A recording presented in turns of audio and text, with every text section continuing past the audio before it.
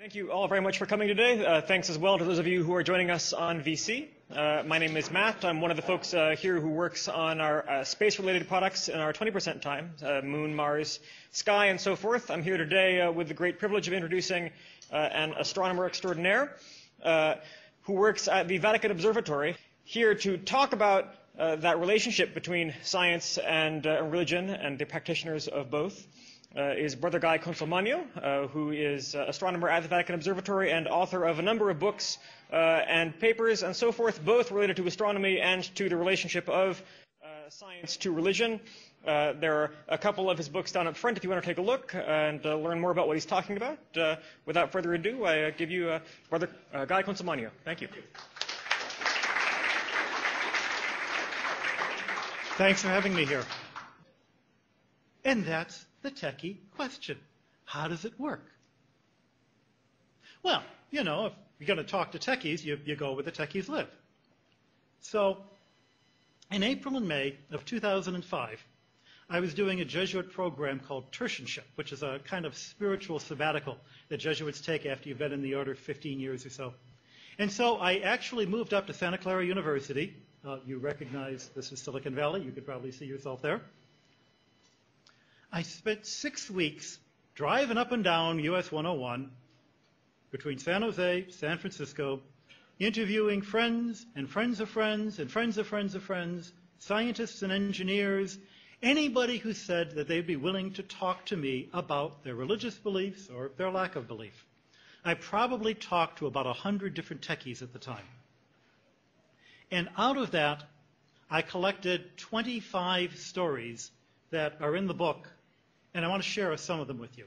All the names are changed so that I don't embarrass too many people and so that I didn't have to get their permission to use the stories. I'm really embarrassed because one of the people that I wrote one of the stories about is in the audience now, and I didn't ask his or her permission. But that's all right because I spent the morning with Brian, who's the science comedian. He was complaining about how people still steal jokes, and I'm thinking of all the jokes I stole that are in my book. But these things, you know, one more thing to talk about in confession next week.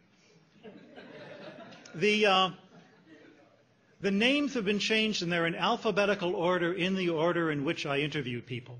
So, it's Tuesday, it's mid-April, I've taken the Caltrain and the BART up to Berkeley, and I'm sitting with Alan and Beth, an astronomer and a medical doctor. They're in a shambling 100-year-old house and some lumpy furniture. House is full of character. There's this explosion of toys and books, only some of which belong to their kids. And Alan and Beth are church shopping. Just like my friends from MIT, they're facing the same issue of choosing a religion for their family. The needs and the desires of the kids are what's driving the issue. Kids are growing up pretty fast. Not a whole lot of time. It's a decision they can't put off much longer. So, what are the product features that you're looking for in a religion? To Alan, the intellectual content of the religion is what's important. Beth says that what she's looking for is more emotional content to the liturgies, you know, chants and drums, that sort of thing. But it's clear that Alan would be put off by bad liturgies and Beth by fraudulent theology. Beth is looking for a sense of mystery, which she says she feels lacking in the Unitarians that they visited. Alan was raised a Unitarian. He also describes him as kind of sterile. On the other hand, Alan was put off by the Quakers as being too flaky. Beth notes, maybe that's just the Quakers you get in Northern California. The editor of my book was a Northern California Quaker who got a good laugh out of that. And yet, even to Alan and his desire for an intellectual foundation to their religion, the core beliefs of any given religion are not so much things to be believed as only as things to be not disbelieved, things that are at least not unbelievable. They're not looking for a religion that's closest to the truth. They don't think they can make that judgment because they don't know the truth. They can't make that kind of fine distinction. They just don't want to belong to a religion that's obviously wrong. So, what religions do they think are obviously wrong? I ask them.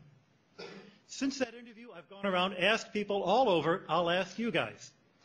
2 religions, including the 2 my friends came up with, are always mentioned. as obviously wrong religions in the mindset of a techie? Any guesses? Scientology, number one. Absolutely. The other religion that they thought was obviously wrong, if you're a techie. Mormons, number two. Which is really odd because my thesis advisor at MIT was a Mormon. So it's clear that there are a lot of Mormons who are techies, but for the non-Mormon techies, Mormonism looks really strange. And I think they're used to that fact.